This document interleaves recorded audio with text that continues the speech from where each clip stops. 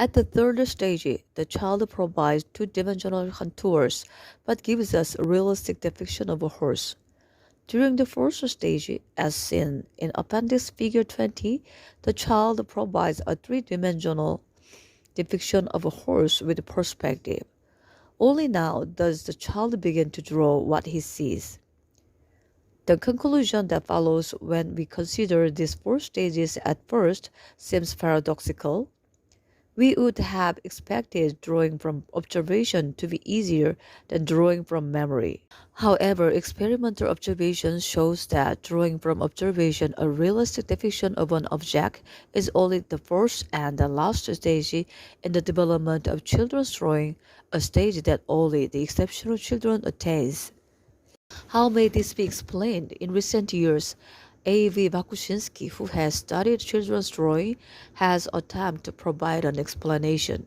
The first period in the child development, according to him, focuses on the motor tactile mode of perception and the same mode of orientation to the environment. These take precedence over visual impressions, and the latter are subordinate to the child motor tactile mode of orientation. Bakushinsky writes, all the child's action and the products of his creation may be understood and explained overall and in their parts, which refers to their interaction between the motor tactile and the visual ways a child perceives the world. The child is a creature of a real spontaneous movement. He creates real action.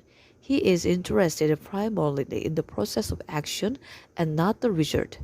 He prefers to make things rather than depict them. He tries to use them in as utilitarian a manner as possible, mainly through play, but is indifferent or almost indifferent to their contemplation, especially for a long period of time. During this period, the child's actions have a strong emotional flavor. Physical action dominates the analytic processes of consciousness. Creative products are extremely schematic and typically contain the most general symbols of things. Their changes and actions are not represented. These are either described in words or demonstrated during play.